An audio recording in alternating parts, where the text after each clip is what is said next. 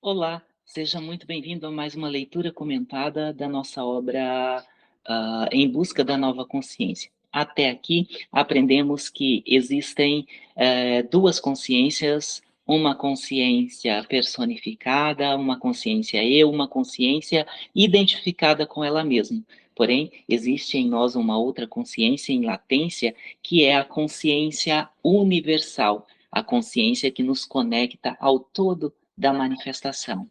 Aprendemos também que existe um processo de solver e coagular, né? Solver a consciência das crenças, dos dogmas, daquilo que pensamos ser, daquilo que pensamos saber, solver a própria consciência identificada com ela mesma para fazer nascer, para fazer coagular, então, uma nova consciência, uma consciência desprovida do desejo, desprovida do medo, desprovida das emoções, desprovida das ilusões e conectada com o todo, dominando, então, toda a matéria, toda a nossa manifestação.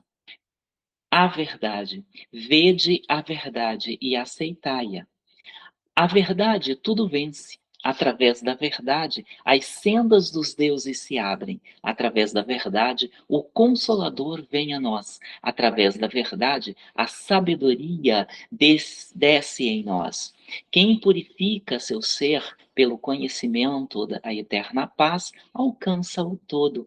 Entrai pelas portas da vida libertadora e não deis mais ouvidos aos cânticos de nossa vontade dialética. Orientai-vos somente pela única verdade universal, verdade que se encontra detrás do áureo véu, e uni-vos àquele que está mais próximo do que mãos e pés. Belíssimo texto. Capítulo 7. Então, o centenário de nossa escola, a missão aquariana. Senhor da vida, que o fogo uno da vida, que pode nos libertar, possa demonstrar ser suficientemente forte para realizar sua missão sustentadora, que o caminho da paz se abra para todos os que buscam. 7 raios redentores e libertadores descem a nós, 7 poderes sanadores tocam-nos com o supremo remédio. 7 muralhas devem ser demolidas em nós e arrasadas ao nível do solo. 7 grilhões que nos prendem devem ser partidos para que o Espírito Santo sétuplo nos eleve à luz imutável. Belíssimo texto.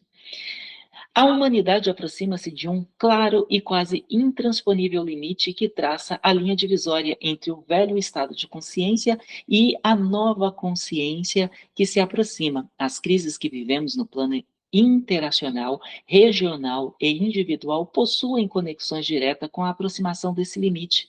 E tudo isso tem como pano de fundo o movimento incessante da grande inteligência universal, a força do Logos tríplice do coração de nossa Terra, que se manifesta com o grande relógio cósmico dos 7 raios do Espírito. Aqui a gente falou um pouquinho antes de fogo e terra agora nesse parágrafo. É importante que a gente entenda esses símbolos, né? Não estamos aqui para esgotar o sentido do texto que lemos, a gente nem tem chaves para isso, né? E nem pretendemos nesse momento, mas símbolos básicos a gente comenta que já nos são acessíveis, a gente comenta. Então, o fogo não está falando exatamente do fogo que carbura madeira e outros comburentes. Nós estamos falando do fogo do pensamento, né? O fogo elemental na alquimia é o nosso pensamento, simboliza o nosso pensamento. E a terra, obviamente, simboliza tudo aquilo que é material, aquilo que é físico. É importante que a gente tenha claro isso em nossa mente. À medida que nos aproxima desse limite, todas as resistências do plano individual e coletivo, acumulados em nossos campos energéticos, representam um poderoso e denso lastro de substância alquímica ainda não transmutada nos 7 aspectos do nosso ser.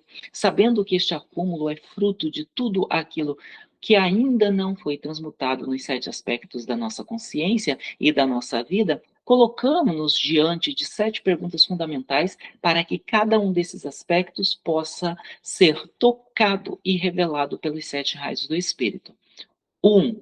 Em que medida ainda vivo do eu? Essa pergunta está relacionada ao eu persona, ao eu ligado à noção de personalidade, ou seja, daquilo que é transitório, passageiro em nós, corpo e mente. Em que medida? 2. Em que medida ainda sou vivido por ele? Nós somos regidos, na maioria das vezes, dominados por esse eu persona, a qual me referi na pergunta 1. Então, é necessário que a gente desperte, né, para responder essa questão: em que medida eu ainda vivo do eu e em que medida eu sou vivido por ele? Em que medida esse eu persona, essa personalidade que é falível, que é mortal, que vai passar com o tempo, que é uma ilusão, me domina? Né? Em que medida eu estou vivendo para satisfazer os caprichos dessa personalidade? Uma nota para maiores detalhes sobre o tema 7 raios do Espírito, recomendamos a leitura do primeiro volume desta série Renovação, Os 7 Raios do Espírito e a Transformação da Vida Humana, publicado pela editora Pentagrama. Pergunta número 3. Em que medida ainda vivo ansioso, preocupado e com medo? Ansiedade é um excesso de preocupação relacionado a uma incerteza de futuro.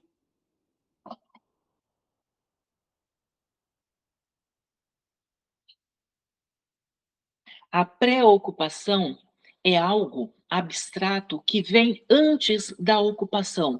Então, antes da gente realizar alguma tarefa, a gente já se preocupa com a realização dessa tarefa, com o resultado dessa tarefa, né? E muitas das vezes isso está exatamente ligado ali, implicado no movimento da ansiedade, na ansiedade em si. E o medo também está ligada a esses dois aspectos anteriores, né? Sempre dizemos que o medo em nós ele não pode significar uma placa de pare, mas uma placa de avance com cuidado, de atenção. 4. Em que medida ainda permito que pensamentos sombrios, negativos e obstaculizantes povoem e preenchem o meu campo mental? Bom, se sofremos com ansiedade, com preocupação, com medo, ou com as 3 coisas juntas, com o combo, é óbvio que é porque a gente está alimentando esse processo. E como alimentamos esse processo? Com os nossos pensamentos. Vamos lembrar da lei universal do mentalismo? O todo é mente e o universo é mental. E aí não nos esqueçamos da lei da correspondência, que diz que há correspondência em tudo. Então, se o todo é mente, o universo é mental, nós somos a mente que cria o nosso universo que é mental, a nossa realidade. Você pode rir agora e dizer com sarcasmo: então vou começar a pensar R$ 1 milhão na minha conta.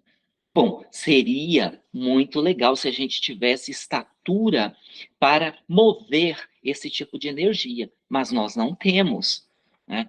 Mas pensa aqui comigo, você que fez essa gracinha agora, se porventura fez. A sua aura, a aura do seu dia, a energia do seu dia, quem é que cria? É você. Tudo, mesmo que você capte do meio as formas mentais, elas passam antes pelo seu centro mental. Ela passa antes pelos seus pensamentos. Então, se você vê o mundo sombrio, você tem sombras dentro de você dominando a sua percepção. Se você vê o mundo, se você percebe o mundo como negativo, você tem negatividade dentro de você.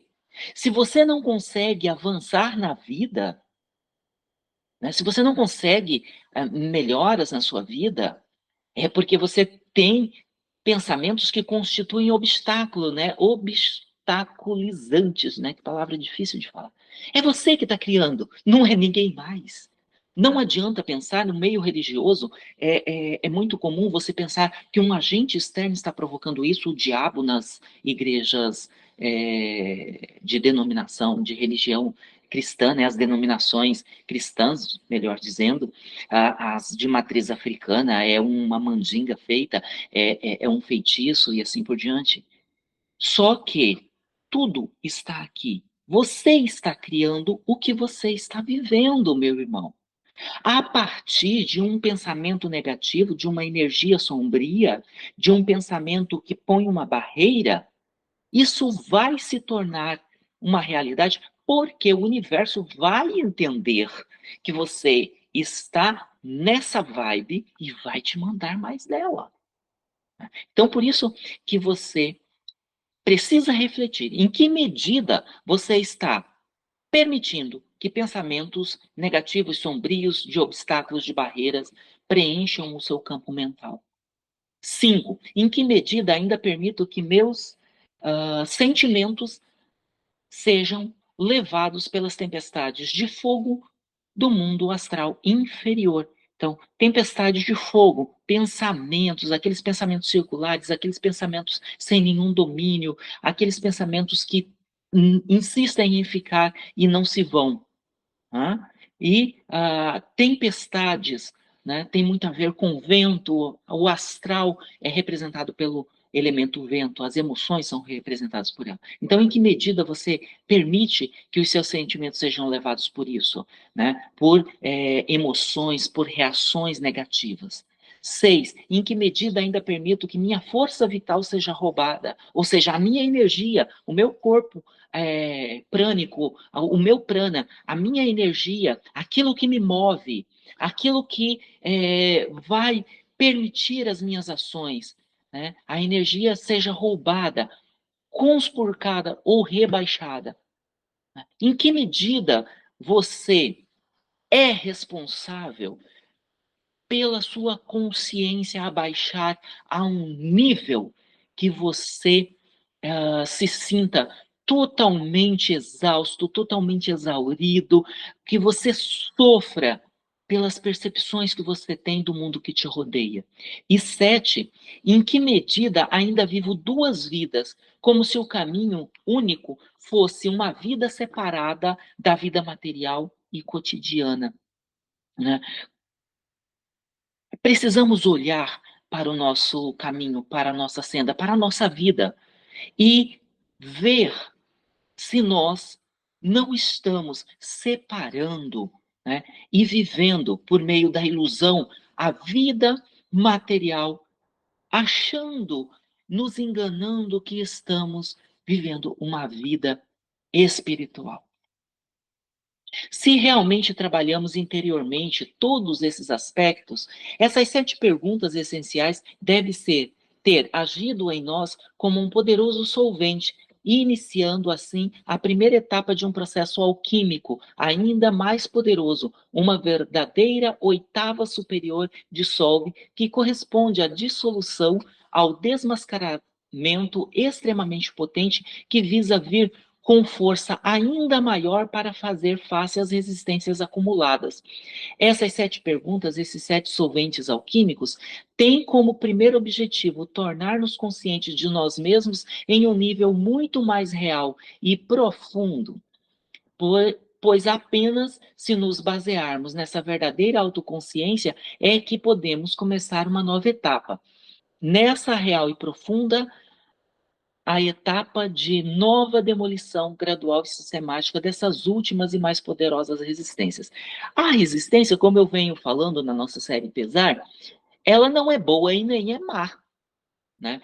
Quando nós nos disciplinamos no caminho, e por mais que a gente tenha dificuldades, sofra provações, a gente insiste em caminhar, em aprender, em nos elevar, a gente está resistindo também. Então, essa é uma boa resistência. Agora, se a gente olha para a ilusão e se dá por satisfeito com ela, e aí a gente mobiliza a ilusão para justificar a nossa inércia, a nossa preguiça de mudar, de fazer diferente, aí sim a gente tem uma má resistência.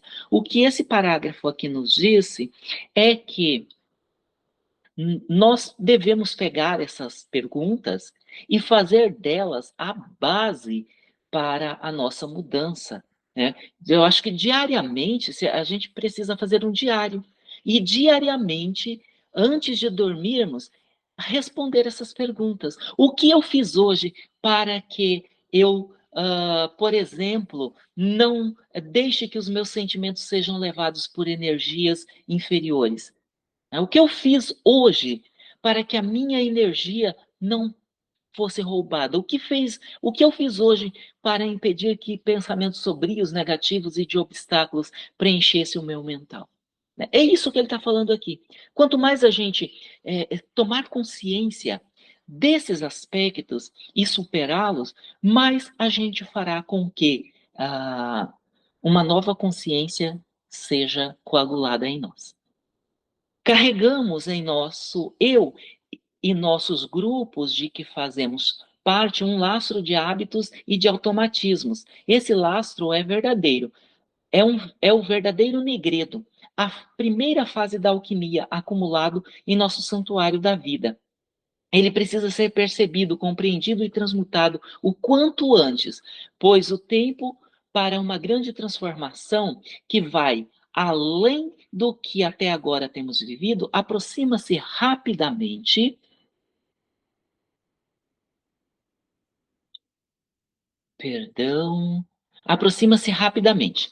Simbolicamente, o nigredo é associado a um resíduo, a borra que se acumula no fundo do vaso alquímico da mistura após muitas operações, e que necessita de um fogo alquímico ainda mais intenso para ser finalmente dissolvido e transmutado em uma nova e pura substância. O que ele está dizendo aqui é que essa primeira etapa do nosso processo de transformação consiste em uma descida ao nosso centro de consciência básico para a gente ver, né, contemplar e limpar todo o acúmulo de resistências, má resistências que a gente tem, de crenças, de dogmas, de tudo aquilo que é sombrio, negativo, que nos paralisa diante da vida.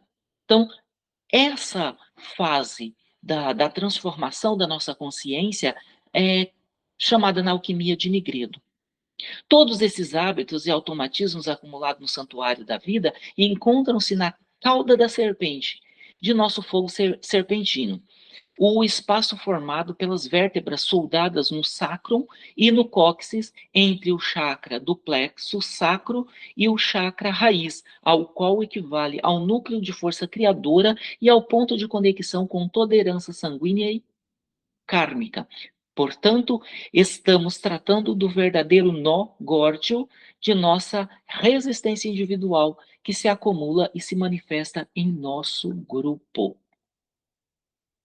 A escola espiritual Rosa Cruz Áurea constitui a manifestação de uma escola iniciática contemporânea, atuante durante a Revolução Aquariana. Poucos anos nos separam da celebração do centenário da criação da escola em 2024, significado que o tempo para transmutar todas as resistências a que ainda estamos sujeitos urge. Esse ano, portanto, é o ano do centenário dessa escola.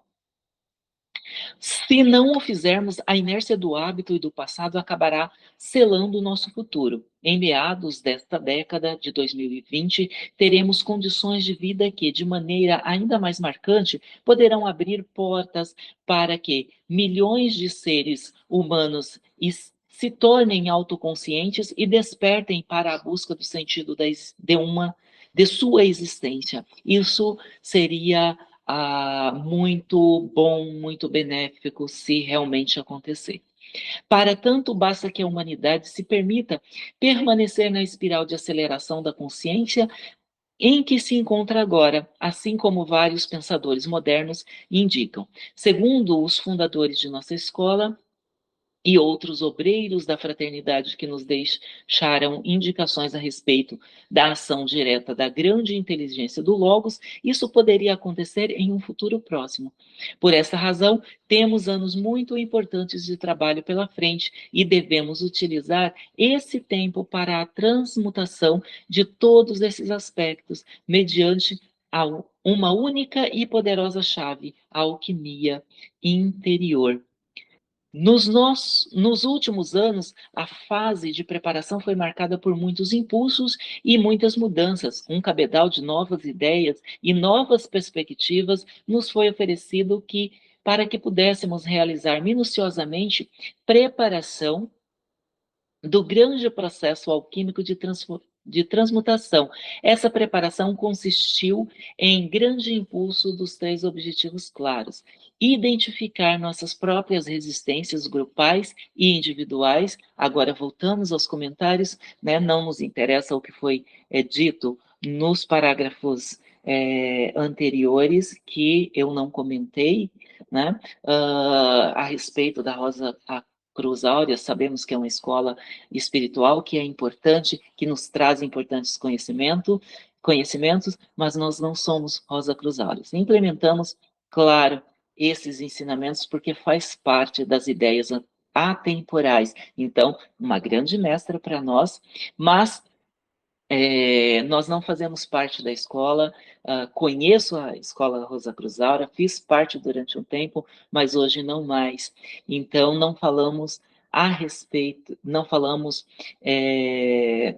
pela Rosa Cruz Áurea, nós falamos pela nossa pequenina escolinha filosófica aqui e comentamos essa obra que é de domínio público, né? Está na internet, qualquer um pode entrar lá e baixar, não há nenhuma restrição. Então, a leitura, o comentário aqui é livre. Identificar nossas principais existências grupais e individuais. Devemos fazer essa prática costumeiramente, dioturnamente, abordar nossas perspectivas que pudessem desencadear um processo poderoso de dissolução de tais resistências. Isso é importantíssimo para nós, né? Nós precisamos sair da inércia, nós precisamos começar a agir sobre nós mesmos e não ficarmos só olhando para a vida e sofrendo sofrimentos alheios. E introduzir nossas atividades e formas de realização do trabalho que permitissem a consolidação de uma nova manifestação da escola. Esse processo impulso preparatório acompanhou todos os aspectos da escola, desde o trabalho da juventude, o trabalho público e a escola externa e interna, os graus interiores e a editora Pentagrama e o Instituto Civitas Solis, abrindo nova dinâmica em suas espirais de atuação e desenvolvimento. Esse impulso também se traduziu nas novas conferências abertas e nas reuniões destinadas ao acolhimento de nossos alunos e buscadores. Possibilitou um amadurecimento de nossa compreensão a respeito dos 7 raios do espírito como um grande fator da mudança da psique e da vida humanas. Permeou uma profunda reflexão sobre a estrutura da escola de mistérios e seu papel no mundo atual, e também direcionou um grande impulso para a tão necessária transformação da nossa linguagem para atingir a consciência do ser humano moderno. Por essa razão, ao foco principal de nossas conferências e serviços tem sido a ferramenta que nos permite compreender, acolher e manifestar esse grande impulso ao longo dos próximos anos. Essa ferramenta é nossa consciência, que precisa se tornar a grande mola propulsora, a grande alavanca capaz de realizar todas essas transformações. A gente já viu em capítulos anteriores que a consciência deve sofrer esse processo alquímico de transformação até atingir a transmutação, né? É necessário que a gente saia de uma consciência inteiramente identificada com ela mesma, né? Que a gente solva isso, né? Que a gente dissolva todas as nossas crenças, todos os nossos dogmas, tudo aquilo que a gente pensa que sabe, tudo aquilo que é baseado no mundo de Maia, no mundo da ilusão, para então fazer surgir essa nova consciência, para sair do nigredo e chegar ao albedo. que é a fase da transformação regida pela Lua, né? Enquanto o Nigredo é regido por Saturno. É preciso coroar esses esforços focalizando toda a nossa atenção para compreender como a consciência transforma a vida, para que então ela se consolide em nós como uma real ferramenta alquímica. Para isso, vamos nos concentrar em três fatores chaves que nos auxiliem a colocar o trabalho alquímico de nossa consciência em um patamar elevado, claro, mais profundo e real. Essas ideias são: qual a estrutura de consciência e como essa estrutura forma os três aspectos inseparáveis: o supraconsciente, o consciente e o inconsciente. 2, qual é a natureza do esforço que a consciência deve aprender para transformar a vida? E 3, como esse esforço pode ser realizado? Trata-se de uma meta audaciosa, porém na base de um anelo sincero da abertura e participação ativas. Pode-se atrair e acolher o poderoso impulso que se aproxima como um verdadeiro auxílio em nosso caminho na força do grupo e de seu corpo vivo.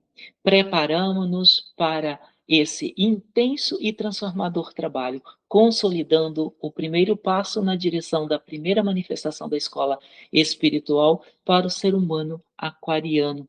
Encerramos aqui, então, a leitura do nosso capítulo 7, Escola Espiritual Rosa Cruz Áurea como entidade. Nosso muito obrigado. Eu só tenho agradecimentos. Fiquei durante um tempo na escola, saí porque não almejava passar por ritos iniciatórios, né? A partir do momento, eu penso dessa forma, a partir do momento que a gente tem rituais, a gente permeia o dogma e ele são é, constituições, dogmas, são constituídos, né, a partir de premissas baseadas em crenças. E eu acho a crença extremamente problemática e por isso a religião, no aspecto de manter as crenças, também é problemática, quando não permite o ser, a dúvida, o questionamento. Né? Então, vai manter o ser num lugar de conforto. A religião serve para isso. O Caibalho é muito claro quando diz: aos homens feitos a carne, às crianças o pão e o leite. Né? Então, a religião são para as crianças, são para aqueles que se contentam com os véus da ilusão. E eles não questionarão. Vamos lembrar aquela cena do filme Matrix, em que o camarada ele estava fora da Matrix, sabia da ilusão e preferiu voltar à ilusão, voltar à Matrix. Né? Ele estava comendo um bife, logo quando ele volta, comendo um bife, e ele fala: eu sei que não há bife, eu sei que não é real, porém é tão saboroso. Então, a religião, ela serve para manter o ser, né, em sono, em dormência. Assim, ele não mergulha na barbárie. Esse é o ponto positivo que consigo ver. Mas o fato de manter o ser na crença sem questionar é muito problemático. Né? Quando eu percebo, né, que eu não deveria questionar tanto e deveria me dobrar a ritos, eu resolvi sair da escola. Não estou falando mal da escola, não entendam isso. A escola, ela, para aqueles que estão preparados para esse tipo de caminhada, né, essa caminhada ritualizada, ela é excelente, né? E eu louvo e gostaria que existissem mais escolas e que existissem mais seres que despertassem, mesmo ainda que para uma caminhada ritualizada. Né? Eu busco um desenvolvimento de uma nova consciência, de uma vida interior, de um enlace com a minha verdadeira essência, com o meu eu superior, com o meu eu divino, a partir das reflexões, a partir da aplicação das grandes verdades à minha própria vida, né? Sem que isso seja um rito sem que eu tenha que ritualizar, sem que eu tenha que abaixar a cabeça e questionar. O porquê que eu não posso ascender para um patamar de consciência elevado sem ter que ritualizar, né? Quando eu não posso questionar isso, né, ou quando eu questiono e tenho a resposta porque faz parte da estrutura, então não me serve, né? Eu preciso ter uma vivência no chão da vida, ou seja, na realidade vivencial e não numa realidade construída. Eu agradeço a vocês por acompanharem essa leitura comentada. Não perca a leitura do próximo capítulo, do capítulo 8. Até loguinho, curta, comente e compartilhe o nosso conteúdo, isso é importante para nós. Assim vocês nos ajudarão, né, a crescer e que também o nosso conteúdo chegue a mais pessoas. É importante para o universo que a gente tenha pessoas mais conscientes. E eu não falo aqui de consciência para um status de Deus na Terra, ou para uma vida após essa. Não, para a gente viver com mais consciência, para a gente viver com mais humanidade, essa vida, afinal de contas, é ela que importa para a gente, né? Se existir uma vida depois dessa, uma vida superior, uma vida divina, qual sentido vai fazer se a gente não viver essa vida com consciência, com humanidade? Nenhum. Né? Então, eu não consigo dizer para vocês se há uma outra vida, se há deuses ou não, né? Aliás, deuses eu sei que não há, né? Isso é invenção da mente humana, mas eu não consigo dizer para vocês e provar que existe uma vida depois dessa. Né? Eu sei que existe essa vida e eu quero vivê-la com plenitude, quero desenvolver nela virtudes, valores e sabedoria, porque quando eu chegar diante da morte, eu quero ser esse ser pleno da minha natureza. Tchau, tchau.